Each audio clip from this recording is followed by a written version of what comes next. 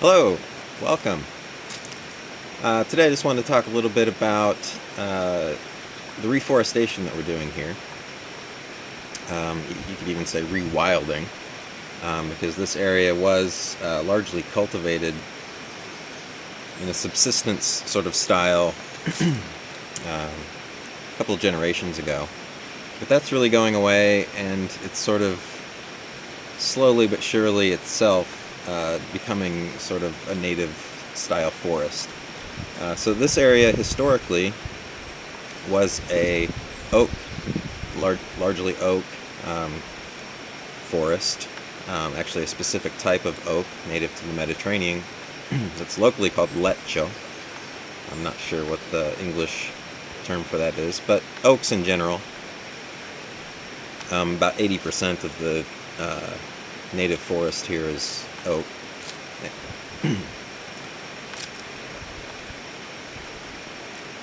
But so in the past about 35 years, they've had issues with forest fires. In fact, about 35 years ago, there was a forest fire that absolutely devastated this area and took out a large majority of the trees, just in general. Just burnt everything to the ground practically, except basically just a sort of a strip along the river.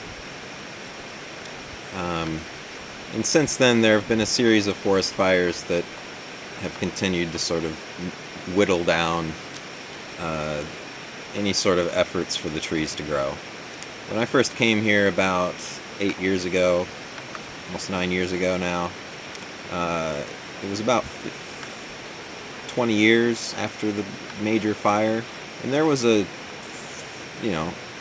young forest here. But since then, there have been so many forest fires that most of that is now gone.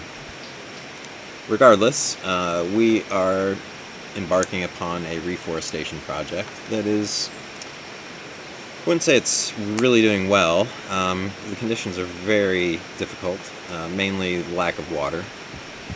It used to rain here in this valley quite a lot, actually. There was a microclimate here, and it would often rain here when it just wasn't raining anywhere else, because of the river and because of the trees.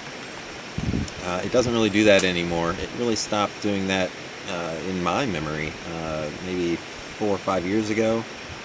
There was a specific weather pattern that you could actually see, clouds gathering sort of in this valley. It's like a bowl shape with a river running through it, and full of trees, and you could see the clouds gathering, and they would gather up to the point that they would rain. They don't really do that anymore. At least I haven't seen that pattern in a couple of years. So the only thing, or the best thing that we can do in order to remedy that situation, is to plant trees. So we get trees on a fairly regular basis from the Forest Service, called the Forestale, locally. They have actually a great program for reforestation. You can get trees for about €1, slightly more than €1 a piece, and most of them are the native forest trees. Some of them, at least in the past, were some more introduced trees, although they do have carobs and things like that. They resist fire, so that's fine, and they certainly have become a part of the landscape. So these are trees that I got from the Forestale 2 years ago. So they came as 1-year-old trees, so these trees are now 3 years old. And I like to put them in larger containers, at least for a couple of years, or at least a year, to get the root systems to grow a little bit. I try to increase the odds of them living as best as I can. And really, if they can live through that first year, they're probably going to be okay. So it's really that first year that's key. So if they have a larger root system, if they're slightly bigger, they tend to do better. So these have been in these pots for now coming on 2 years, year and a half. And I won't plant them because it's now summer is approaching, so I won't plant them through the summer. I tend to start planting once the rain starts to come again. It's basically dry from June to end of August. So I won't start planting again until September, realistically. If I do plant anything during the summer, I have to water it regularly, which I have done in the past, and basically I'll just do that in places that I know where I'll be able to get water easily. I have carried water to trees sort of that are more difficult to reach. It's difficult, and you have to be really consistent, and it does help, but you still get quite a bit of attrition. They do tend to die. I would say if you just took a tree from the forestale and planted it, even if you took some precaution in terms of adding moisture to the soil and good compost and that sort of thing, at least in my experience, you get a good 80% that still die, sometimes more, just through the summer and lack of water in the summer. If you wait a year or even two and plant 2-3-year-old trees that have a more developed root system, you could definitely increase your odds. I would say at least 50%, 60% survival rate at that point, if not more. So these have, like I said, these have been in their pots for a little over a year. They're still alive. They're doing okay, but weeds have grown up. The soil is sort of dropping in the containers. So today, what I'm going to do is get all the weeds out and top up the soil and just get them ready to go through the summer. With the weeds out and the extra soil, they'll be able to hold more water in these containers. Also, I'm going to place them further into the shade. I've pulled them out a little bit through the winter. And take a look at them, maybe cut them back a little bit in some cases, and just sort of get them ready for the summer, and then ultimately to be planted out in September. So that's the game plan for today.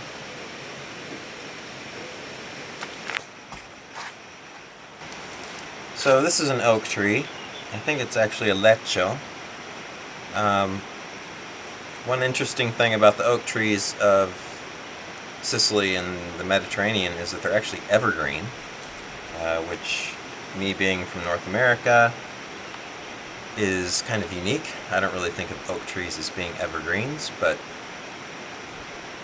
in the Mediterranean, pretty much all of the oak trees that I know about are evergreen. So the process is basically I'm just trying to repot them. I take out the weeds.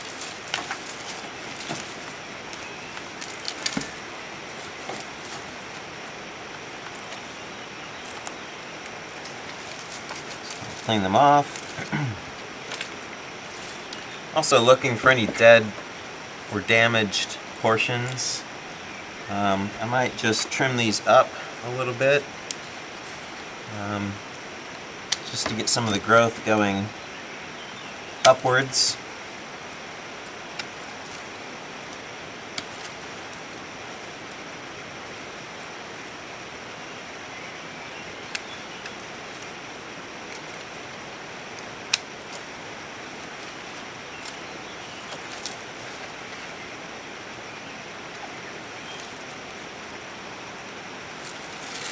I'm also looking for canker, any signs of disease,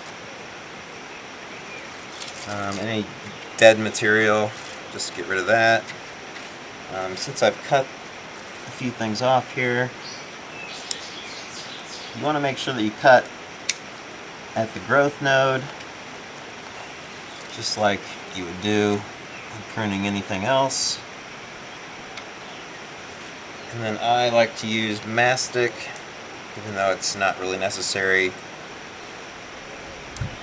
for something so small. I find that it's not all that necessary for trees that are sort of more wild. Some of the agricultural trees, I think it is actually necessary. But I do find that it doesn't ever really hurt, and it just helps a tree heal. Mastic is basically just the sap of a rubber tree, so like unprocessed rubber, essentially. Here's a little bit of canker. Let's take that off.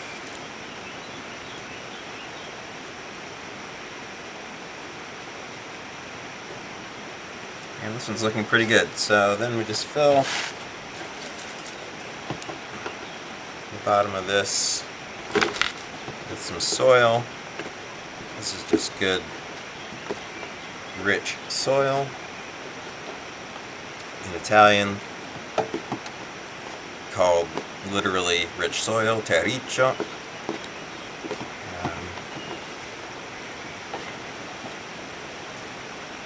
Essentially just rich compost.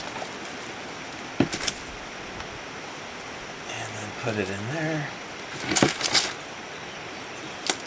Fill it up the rest of the way.